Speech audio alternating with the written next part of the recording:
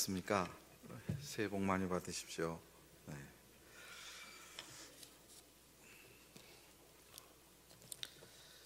2016년 새해가 밝았습니다. 그리고 벌써 저희는 세 번째 주일을 맞이합니다. 저는 지난 연말에 미국에서 한 일주일을 지내면서 여러 사람들을 만날 기회가 있었습니다. 그리고 또 여러 미디어나 다른 여러 매체들이 전하는 소식도 이렇게 함께 종합을 해볼 수 있었습니다. 2016년을 이야기하는 거의 대부분의 이야기는 불안 혹은 혼란 이런 개념에서 넘어가질 않았습니다. 사실 경제적으로만 따지면 미국 경제는 지난 몇 년간보다도 오히려 희망적인 2016년이라고 말할 수 있을 텐데, 그럼에도 불구하고 전 세계가 어렵기 때문에 이건 우리나라도 마찬가지고 2016년에 대한 전망이라는 것은 그다지 밝지를 않습니다. 그래서 그런지 사실은 혼란을 겪고 있었던 미국이라서 그런지 부동산 재벌 트럼프가 공화당 후보로 나설 때까지만 해도 사람들이 장난처럼 받아들였는데 이 사람의 인기가 쉽게 가라앉지를 않습니다. 이 사람이 대통령이 될 거냐 하는 것에 대해서는 여러 사람이 의문을 가지지만 어쨌든 현재는 공화당 후보 중에서는 가장 인기가 좋습니다. 그 이유 중에 하나가 무엇이냐 하면 다른 정치인과 다르게 말한다는 것입니다. 대부분의 정치인들은 모호한 얘기를 합니다. 그러나 이 사람은 아주 확실합니다. 그래서 예를 들어 주한미군 같은 것은 뭐하러 두느냐, 두려면 돈은 다 한국이 내야지, 이렇게 얘기하면 미국 보수 우익들은 아주 좋아하죠. 이렇게 얘기하는 사람이 없었거든요. 물론 이제 여자 얘기를 잘못해서 구설수에 오르지만 또 그걸 꺾질 않아서 또 인기가 안 떨어지는 것도 있대요. 그러니까 이 사람은 확실하게 얘기를 해요. 그게 맞든 틀리든 간에 그게 약간 무식하게 들리든 어떻게 들리든 간에 확실하게 이야기를 하는 거죠. 이것에 사람들의 마음이 가는 이유가 무엇일까요? 그것은 불안하기 때문입니다. 드디어 장안의 화제가 되었던 응답하라 1988이 어제 끝났습니다. 저도 한 반 이상 3분의 2 가까이 보았는데 1988년보다 현재 우리나라는 국민소득에서 3배 정도 성장을 했습니다. 그리고 쌍문동의 뒷골목은 서울 시내에선 찾기가 참 쉽지 않는 그런 곳입니다. 그 드라마에는 시어머니가 며느리를 해하기 위해서 독이든 한약을 짓는다거나 결혼을 하기 위해서 혼전 임신을 한다거나 무슨 돈을 속인다거나 이런 막장의 요소가 전혀 들어있지 않았습니다. 그리고 88년이라고는 믿기 어려운 친구들의 우정이 있었고 사람 사는 모습이 있었습니다. 지극히 평범한 인생의 이야기들을, 그것도 가난한 쌍문동 골목에서 일어난 일들로 우리들에게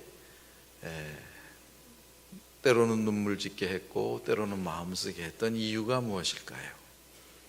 그것은 거기에 우리 모두가 동의할 수 있는 사람 사는, 사람의 본성과 가까운 사람 사는 냄새가 짙게 배어 있었기 때문에 그렇습니다. 무엇인가 본질은 중요합니다. 예수 믿는 사람들에게 있어서 본질은 무엇일까요? 특별히 새해의 전망이 불투명하고, 그리고 우리가 하는 일조차도 불투명한, 그리고 오늘 누구를 만나서 이야기를 해도 연예인이 즐겁게 해주는 것 외에는, 또는 그저 그냥 말로 겉으로 웃기는 몇 가지 이외에는 우리를 진정으로 웃게 만들게 해주지 못하는 그런 사회 속에 살면서 이 땅을 살아가는 우리 그리스도인들이 가져야 될 그리스도인의 본질은 무엇일까요? 아마도 그것이 있다면 그것이 우리의 삶의 또 새해의 우리의 초점이라고 말할 수 있을 것입니다. 만일 그 본질을 우리가 찾아야 한다면 그 본질은 예수 그리스도시겠죠. 당연히 예수님이실 것입니다. 그러나 그 예수님이 여기 오늘 우리가 읽은 본문에 어떤 가난한 처자가 자매 하나가 선택한 행동을 좋은 것이고 빼앗기지 않을 것이라고 설명을 하셨습니다. 이것은 좋은 것이고 절대로 빼앗기지 않을 것이다. 그냥 평범한 기술형의 그냥 디스크립션이지만 그러나 이것은 최상급을 쓰지 않았을 뿐이지 가장 최상급적인 표현을 그분이 하신 것입니다. 마리아라고 하는 가난한 집안의 처자 하나가 선택한 이 일이 좋은 것이고 이것은 결코 빼앗겨지지 않을 것이라고 말씀하십니다.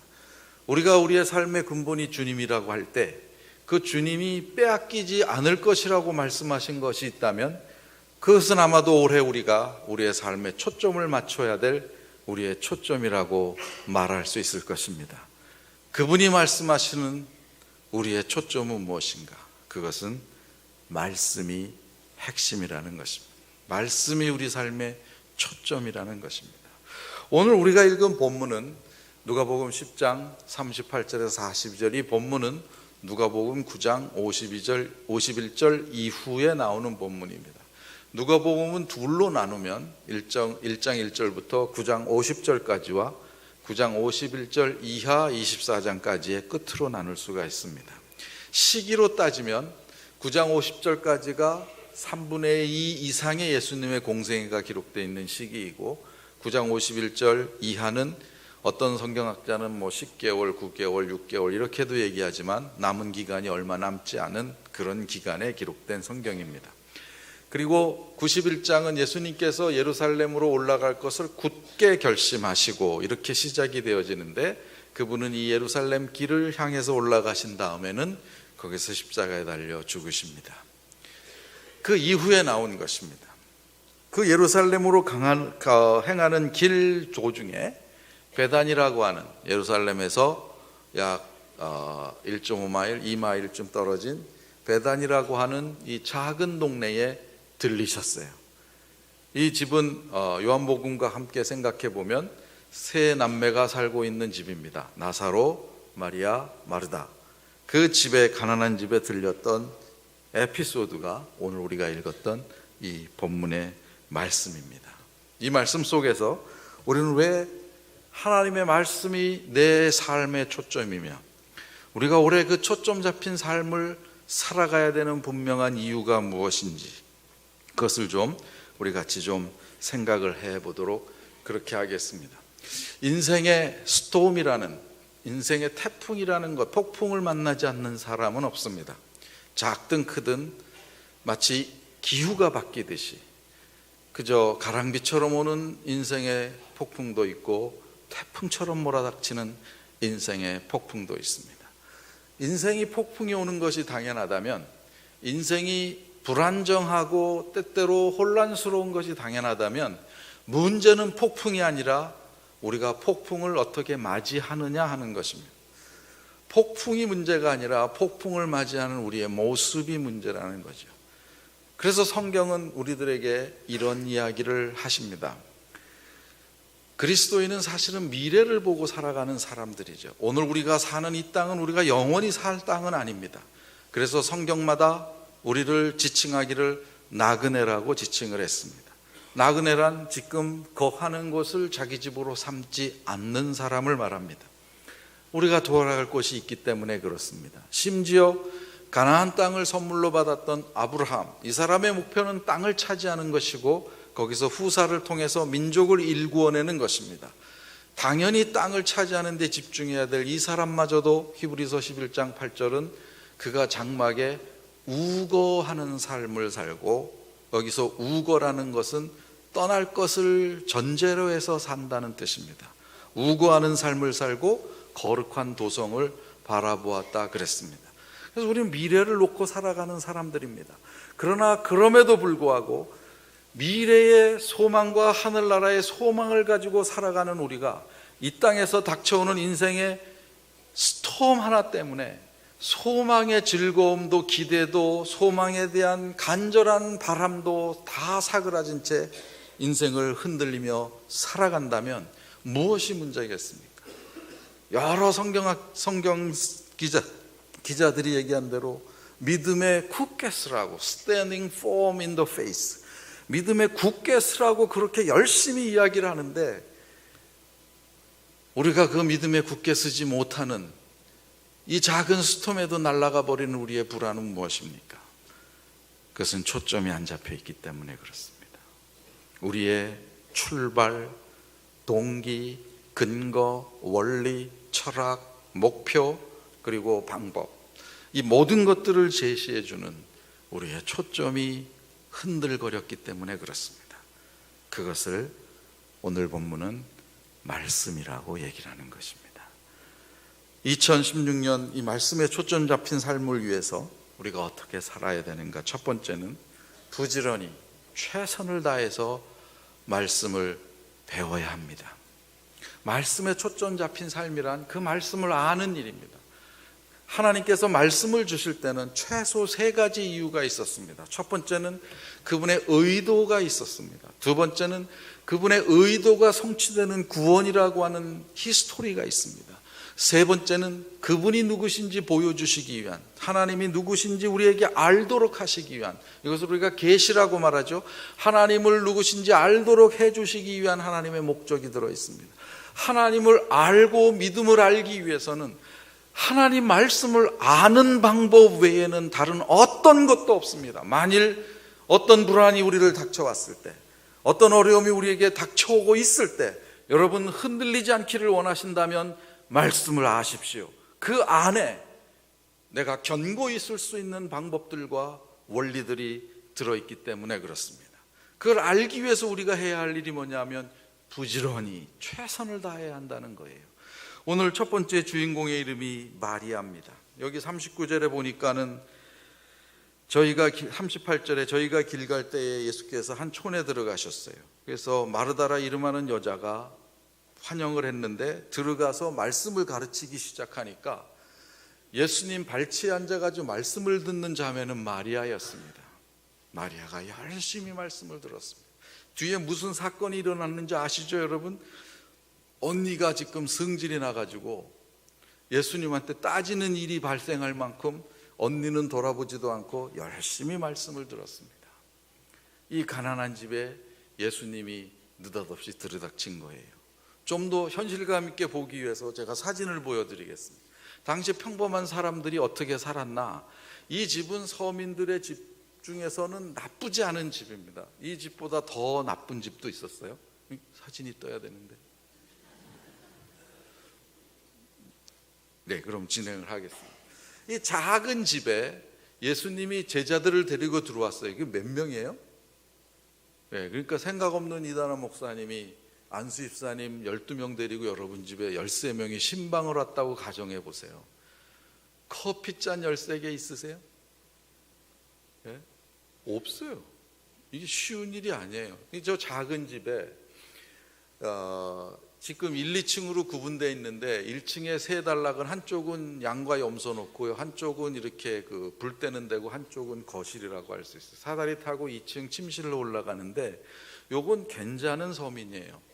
조금 더 나쁜 서민은 들어가면 왼쪽에는 염소, 오른쪽엔 불 때는데 턱 올라가면 방, 안에 있는 사다리 타고 올라가면 그냥 다락방, 요 정도.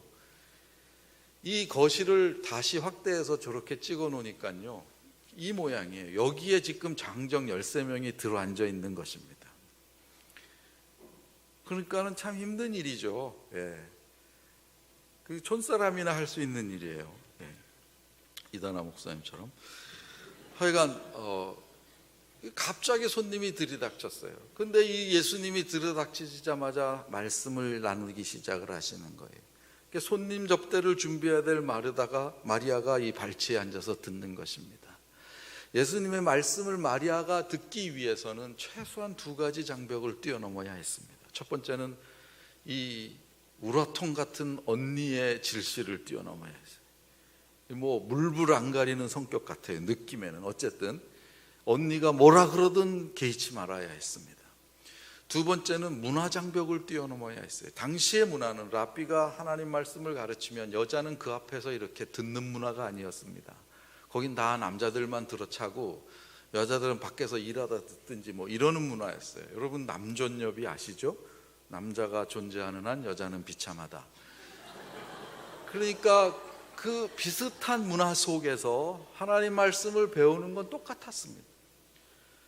가룟 유다 같이 배우고 관습적인 사람은 틀림없이 눈짓을 하며 눈짓을 줬을 거예요. 저 못 배운 것이 순 뭐 싼 것 같아가지고 버릇없이 거기서 선생님 말씀 듣고 있다.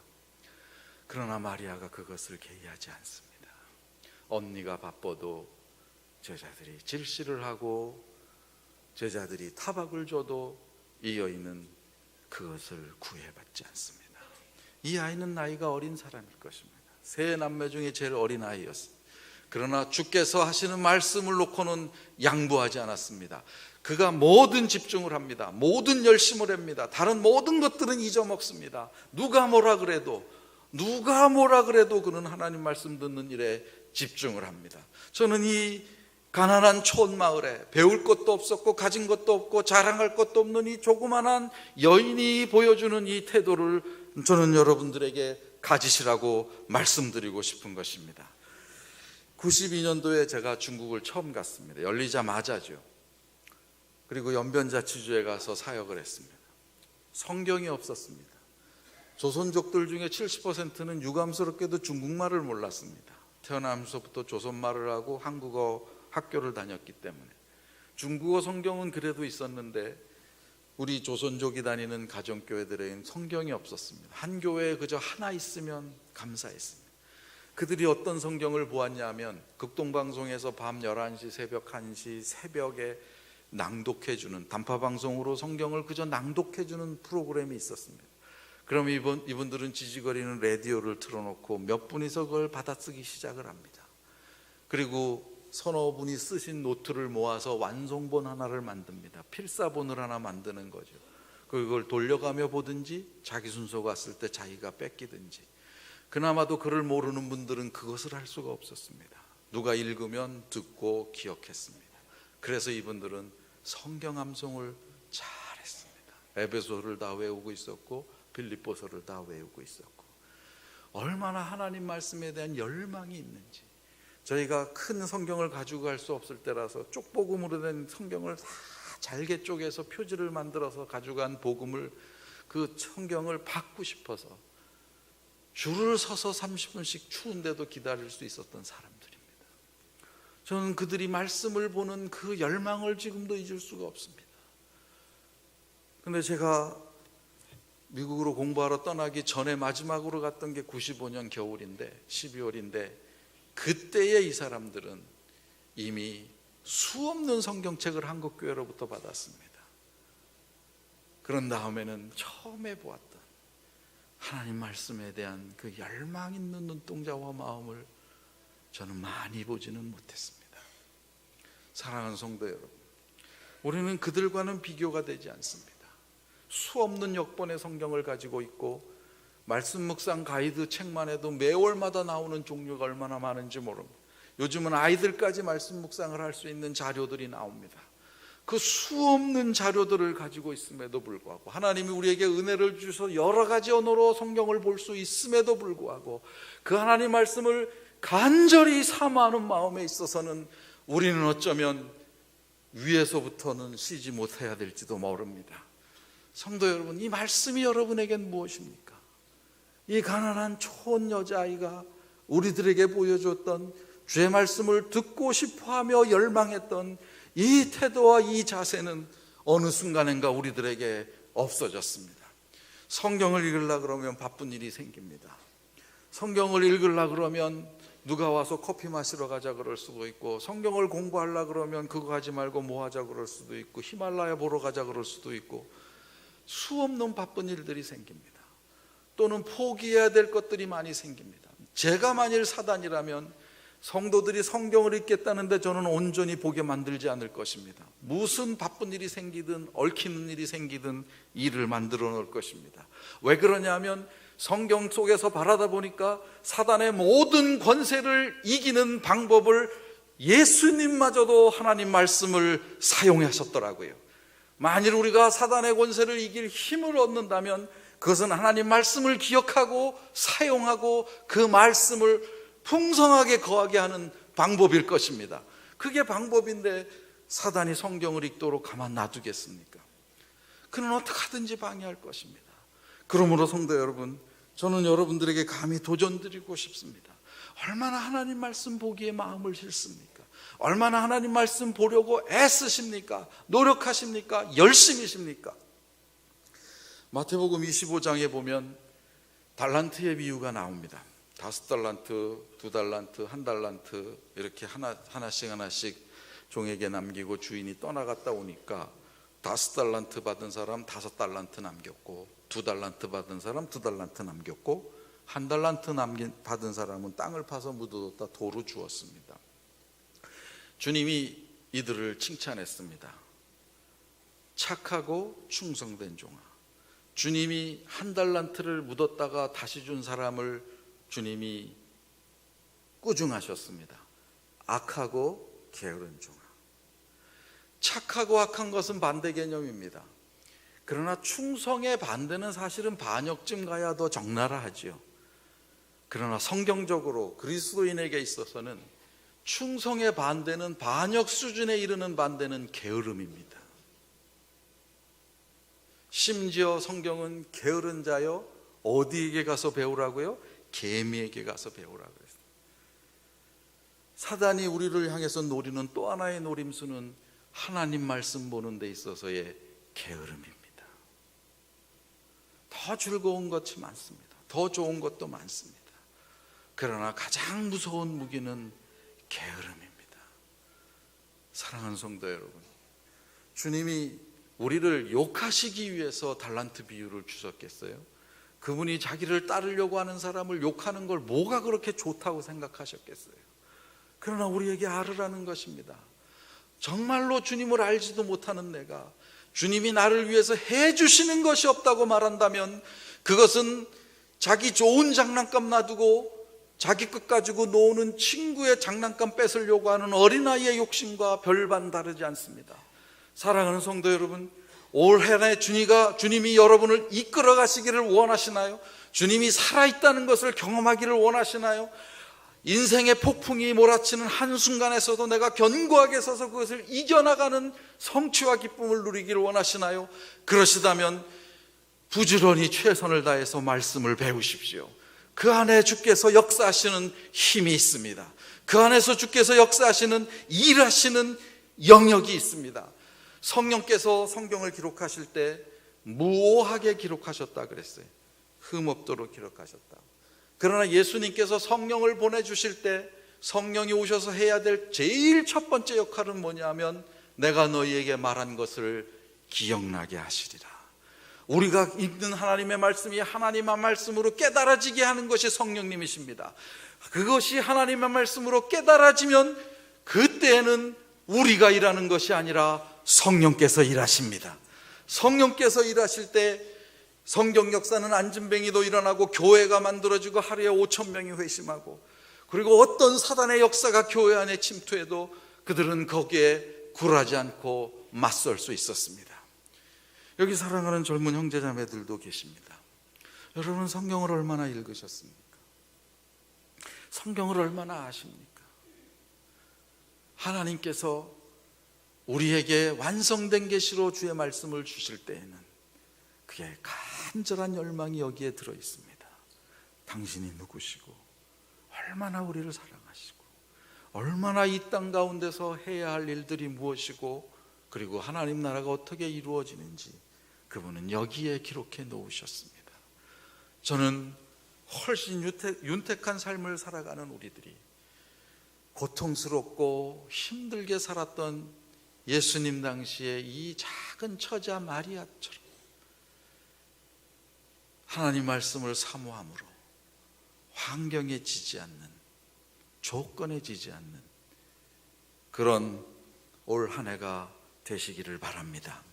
첫 번째, 우리의 초점이 있다면 최선을 다해서 부지런히 말씀을 배우는 것입니다. 두 번째, 말씀에 초점 잡힌 삶은 무엇이냐 하면 말씀이 우리를 다스리게 해야 합니다.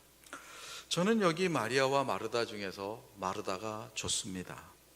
좋은 이유가 무엇이냐면 참 순수해요. 손님이 왔으니까 열심히 대접하는 거죠. 지금 언제 지금 기회가 또 오겠어요. 근데 여기 우리 성경 보십시다. 40절에 보면 마르다는 준비하는 일이 많아서, 봉사하는 일이 많아서 마음이 분주한지라 이렇게 돼 있습니다. 13명을 대접하려다 보니까 바빠진 거예요. 계란 후라이를 해도 3개씩 5번을 해야지 13개 이상 나와요. 이게 무슨 불이 지금처럼 도시가스불이 있는 것도 아니고, 그죠? 인덕션이 있는 것도 아니고, 그거 어떻게 하겠어요? 물건 살 데도 없고 바빠졌어요. 그래서 마음이 분주해졌다 그랬습니다. 이 분주라는 헬라 말은요, 원뜻이 뭐냐면 끝이 뾰족히 갈라지다 그 뜻입니다. 주님 잘 대접해드리고 싶어서, 제자들도 그 고생하며 다니는데 좀 잘 해드리고 싶어서 시작을 했는데 바빠지니까 마음이 갈라진 거예요. 그래서 무슨 행동을 합니까? 지금 예수님 앞에 가버렸어요. 생각 없는 우리 이다나 목사님, 여기 없는데 제가 무슨 얘기를 하도 무슨 상관이겠어요. 누가 저를 세우래요 하여간. 안수 집사님 12명 모시고 이제 여러분 댁에 신방 오셨다고 생각을 해보세요. 갑자기 모두 사와야 되고 그러는데 생각 없는 남편은 목사님하고 희희당락 얘기만 하고 있네요. 저 인간이 물론 승질은 나지만 어떻게 하십니까 여러분? 애를 시켜서 아빠를 불러내오든 정 안 되면 여러분이 가셔서 그냥 잠깐 나 좀 도와달라고. 이게 상식이지요. 일반적이지요. 근데 마르다가 뭐라고 얘기하냐면 대바람으로 예수님께 갑니다. 예수님께 가서 뭐라고 얘기를 하냐면, 예수님, 주여, 내 동생이 나 혼자 일하게 두는 것을 생각지 않으십니까? 당신 생각이 있습니까? 없습니까? 이런 거죠. 그래서 마리아를 명령하셔서 나의 일을 도와주게 하소서. 이 헬라어 학자들에 의하면 이때 마르다가 썼던 가정법은요, 듣는 사람이 당연히 마르다의 의견에 동의할 것을 기대하고 터뜨리는 용법이랍니다. 그러니까 자기가 옳은 거예요. 자긴 틀리지 않아요. 그러니까 당당하게 가서 얘기하는 거예요. 당당하게 가서. 근데 예수님의 대답이 전혀 엇갈리게 나간 것입니다. 그러니까 예수님도 이미 알았어요. 지금 마르다가 뭘 원하는지. 이 문법, 용법만 봐도 아는 거죠. 근데 예수님의 대답은 전혀 엉뚱한 것으로 간 거예요. 왜 이렇게 비상식적인 행동을 할 수 있게 되었을까요? 그것이 마음이 분주해졌기 때문입니다. 우리가 주를 위하여, 교회의 영광을 위하여 헌신하고 섬기기 시작을 합니다. 그러나 일이 바빠지다 보면 마음이 갈려요. 그러면 갈리기 시작하면 어떤 현상이 나타나냐 하면 내일이 중요한 거예요. 내가 하는 일이 제일 중요하게 됩니다. 그래서 내일을 이해하지 못하거나 내일을 돕지 않거나 심지어 방해하면 적이 되는 거죠. 그리고 보이질 않습니다. 주를 위하여 시작했던 일이 내일이 돼버렸어요. 주의 영광을 위하여 시작했던 일이 내가 결론을 잘 내야 되는 일이 되어버렸어요. 그것이 분주해지는 결과입니다. 그 순간순간마다 하나님께서 터치하시고 들려주시는 말씀이 있었음에도 불구하고 그것을 뛰어넘습니다.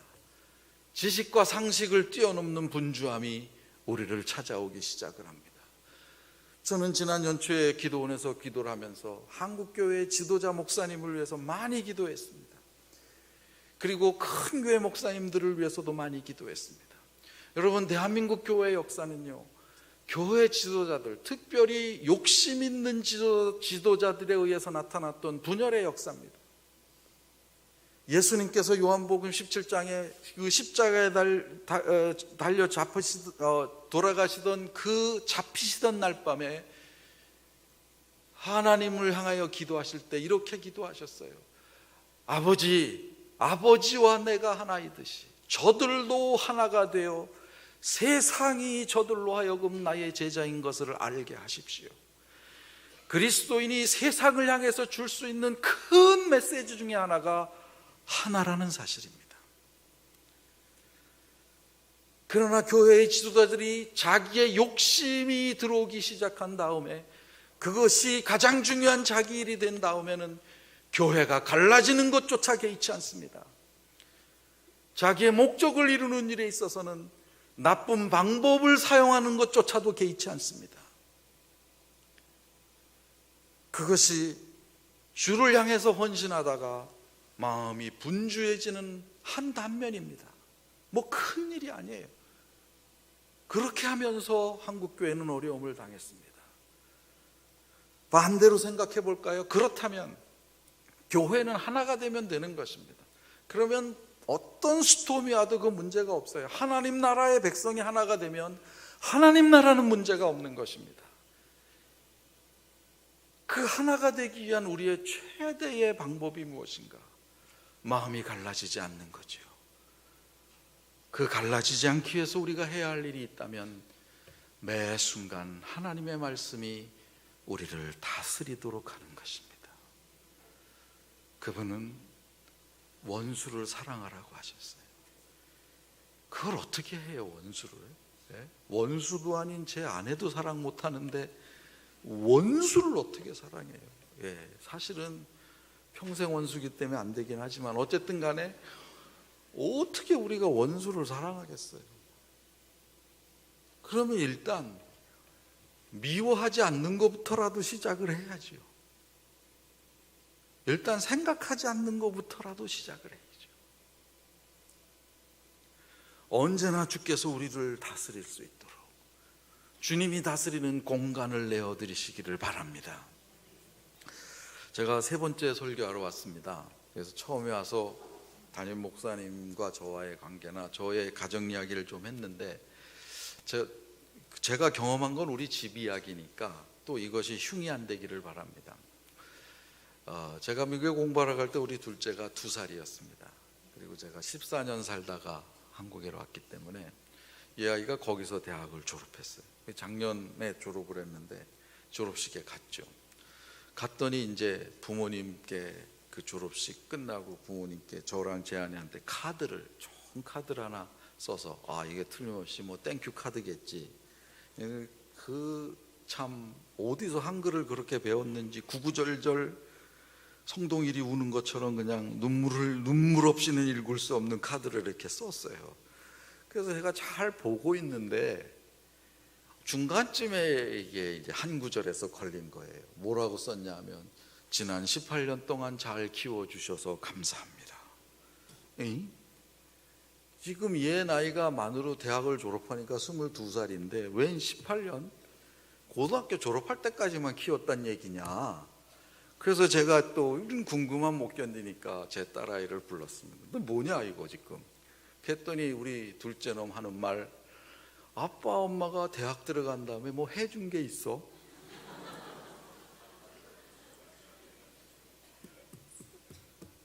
얘가 그 대학 들어갈 때 학교에서 장학금 뭐 기숙사비까지 다 받고 들어갔어요. 그래서 사실 저희가 준 돈이 왜 안 줬겠어요? 가끔 200불 뭐 100불 이렇게는 줬죠. 그러나 걔 눈엔 그게 돈으로 안 보였던 모양이에요. 그리고 필요하면 자기가 아르바이트 좀 해서 생활에 필요한 거 뭐 헌금이나 이런 거 좀 벌었어요. 이게 우리가 도와준 게 없어요, 사실은. 아니 그랬다 그래도 그렇지. 이게 무슨 18년이에요? 22년이지. 뭐 저는 이제 그러고 넘어갔는데 마음 약한 제 아내는 하루는 승질나서 울고, 하루는 대견해서 울고, 하루는 미안해서 울고, 그러고 이제 며칠이 지나가는 거예요. 그래서 안 되겠어요. 그래서 제가 우리 둘째를 불러다, 야 이놈아, 18년이 아니라 22년 너가 학교 다닐 때, 너 시험 때 늦게 일어난다고 전화해달라 그럼 엄마가 서울에서부터 전화하지 않았냐? 너 교통사고 났을 때 엄마가 뭐 얼마나 기도하며 울었는지 아냐? 그랬더니 마지 못해서 yes, 22년 18년 이래가면서 이제 얘기가 정리가 되는 거예요. 여러분, 제가 그래도 명색이 기독교 교육학을 전공했어요. 그래서 어디 교회 가서 교육 특강을 하려고 그러면 자녀는 하나님의 선물이다, 잘 키워서 돌려보내면 된다, 이렇게 얘기하는 제가, 제 아이가 그 얘기를 하니까 섭섭한 거예요. 이 아이가 대학에 들어가서 자랑스럽게 공부를 했습니다. 정말 그걸 대견하게 여기지 못하고 그 22년 쓸 거를 겨우 18년 하나 썼다고 승질이 나가지고 제가 그 아이를 불러다 놓고 따진 것입니다. 그게 따져가지고 22년이라고 한들 무슨 소용이 있겠어요. 그게 제가 지난해 한국 나이로 57살 때 한 짓이에요. 이 인생 헛산 거지요. 사람이 욕심을 갖기 시작을 하면은요, 생각과 의식 속에 주는 온데간데 없고 욕심을 갖기 시작하면 모든 것이 섭섭해집니다. 모든 것이 불만이 됩니다. 그리고 그것을 채우지 않으면 채워지질 않아요. 하와가 유혹을 받을 때까지는 선악과를 먹지 않아도 아무 불만이 없었습니다.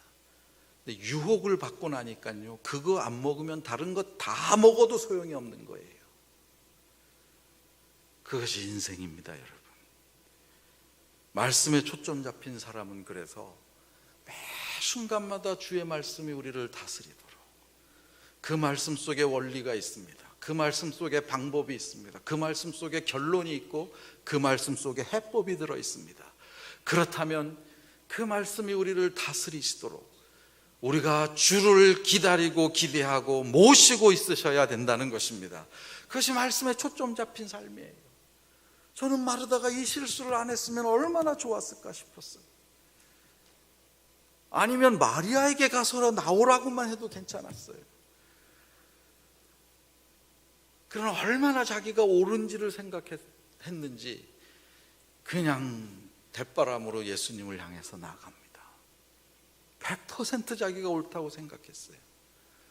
그러나 주님의 대답은 전혀 엉뚱하게 나왔습니다. 사랑하는 성도 여러분, 이 말씀이 나를 다스리도록 고집을 꺾으시기 바랍니다. 모난 부분을 다듬으시기를 바라고, 말씀 때문에 왼수 같은 남편을 말씀 뒤에 비추어서 보시기를 바라고, 그리고 여러분의 삶 모든 것을 거추장스럽게 만드는 것들을 말씀 속에서 재정립하시기를 바랍니다. 그리고 그 말씀이 다스리시도록 하나님 말씀을 아시기를 바랍니다. 세 번째 제가 보고 싶은 것은 41절 42절의 말씀입니다. 마르다가 이렇게 얘기를 했습니다. 그랬더니 예수님께서 대답하시기를, 마르다야 마르다야, 내가 많은 일로 염려하고 근심하나 그러나 몇 가지만 하든지 혹 한 가지만이라도 좋다. 이 부분이 지난 30년 동안 번역된 성경은 이렇게 번역을 하지 않습니다.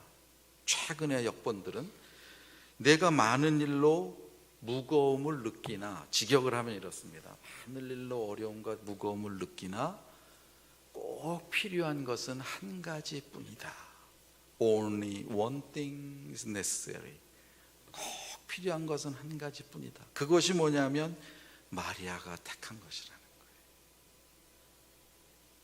하나님 말씀에 초점 잡힌 삶은 그래서 세 번째, 말씀을 최우선 순위에 놓는 것입니다. 다른 어떤 것보다도 이 말씀을 우선순위에 놓는 것입니다. 여기 42절에 그러나 몇 가지만 하든지 혹 한 가지만이라도 족하니라, 마리아는 이 좋은 편을 택하였으니 빼앗기지 아니라. 굉장히 강조된 어구입니다. 절대로 뺏기지 않는다. 다시는 빼앗기지 않는다는 것입니다. 그 좋은 편이 뭐냐 하면 말씀 듣는 것입니다. 그 좋은 편이 뭐냐 하면 말씀으로 하나님 능력을 경험하는 것입니다. 말씀으로 하나님 임재를 경험하는 거예요. 말씀으로 자기의 모든 것들을 치유할 줄 아는 사람이 되는 거예요. 그리고 그 말씀으로 사람들 앞에 예수님의 향기를 품을 수 있는 사람이 되는 거예요. 여러분, 저는 이 말씀을 생각할 때마다 떠올리는 한 인물이 있습니다. 그 사람의 이름이 디모데입니다. 디모데는 사도행전 16장 2절에 처음 나타납니다. 루스드라에서 2차 전도여행을 하는 사도 바울의 루스드라에서 만났던 사람이 디모데입니다. 그때 사도행전을 기록했던 누가는 디모데의 별명을 하나 붙여놓는 것을 보게 됩니다. 그리스도의 사랑받는 제자 디모데, 이렇게 소개를 했습니다. 이 아이의 나이가 15살인지 20살인지는 정확하게 알지를 못합니다. 그 어간 어디였을 거라고 생각을 합니다. 그러나 어쨌든 그때의 디모데가 사도 바울을 만납니다. 그리고 그때로부터 디모데 후서를 쓸 때까지는 거의 30년이 흘러갑니다. 이 30년 기간 동안에 디모데는 사도 바울과 함께 다니며 전도를 하고 말씀을 배웠던 사람입니다. 사도 바울이 누구냐면 예수님 만나기 전에 가말리엘의 문화에서 당대 최대의 학문을 배웠던 사람이에요. 히브리 사상에 익숙했고 헬라 철학에 익숙했던 사람입니다. 심지어 성경을 헬라어로 쓰는데 아무 지장이 없었을 만큼 헬라어에 박학했고 아람어에 박학했던 사람이 사도 바울입니다. 사도 바울이 썼던 서신서가 없다면 기독교의 조직신학이나 기독교의 교리는 없습니다. 그만큼 탁월했던 사람이 바울입니다. 그 바울을 30년 따라다니면서 성경을 배웠던 사람이 디모데입니다. 그 디모데에게 바울이 마지막 맡긴 사명이 뭐냐면 자기가 개척해서 3년 동안 일구원했던 에베소 교회의 담임 목사를 맡기고 그에게 마지막으로 썼던 그의 성경이 디모데 후서입니다. 그 디모데 후서를 사도 바울이 쓰면서 디모데후서 3장에 사도 바울이 이런 이야기를 합니다. 너는 성경을 배우고 확신한 일에 거하라. 이 말은 우리말 번역에 이렇게 되어 있지만 세 가지 명령형 동사를 헬라어는 씁니다. 너는 성경을 배우라, 너는 성경을 확신하라, 너는 성경대로 살아라. 그의 믿음의 아들에게, 그를 따라다니며 평생 성경을 배웠던 사람에게 마지막으로 가장 개인 친화적인 편지로 쓴 것 같은 디모데 후서를 개인적으로 디모데에게 주면서 이 노사도가 감옥에 갇혀서 그의 믿음의 아들을 향해서 외치는 유언의 소리를 여러분 들으십시오. 너는 성경을 배우라, 너는 성경을 확신하라, 너는 성경대로 살아라. 우리 중에 누가 디모데처럼 성경 배운 사람이 있습니까? 우리 중에 누가 사도 바울에게 30년 동안 성경 배운 사람이 있습니까? 우리 중에 누가 헬라어에 능통하고 히브리어에 능통하면서 태어나면서부터 외조모와 어머니에게 성경을 디모데처럼 체계적으로 배운 사람이 있습니까? 그런데 그 믿음의 아들을 향해서 늙은 사도가 죽음을 앞에 두고 유언처럼 하는 소리를 여러분 들으십시오. 너는 성경을 배우라. 우리가 어떻게 교만할 수 있습니까? 우리가 어떻게 성경을 대충 읽을 수 있습니까? 우리가 그 꼴꼴난 지식 하나 가지고 이것은 영어로 보니까 무슨 뜻이야? 어떻게 이따위 소리를 할 수 있습니까? 올 한 해 우리의 인생이 절대로 편할 수 없습니다. 아니, 편한 인생을 살기 위해서 하나님이 우리의 예수 믿은 이후에 남은 생애를 세상에 두시지 않았습니다. 그러면 어떻게 사시겠습니까? 여러분은 무슨 초점을 가지고 살아가십니까? 여러분의 근본은 무엇입니까? 우리의 근본은 무엇일까요? 하나님 말씀입니다. 부지런히 배우십시다. 부지런히 배우십시다.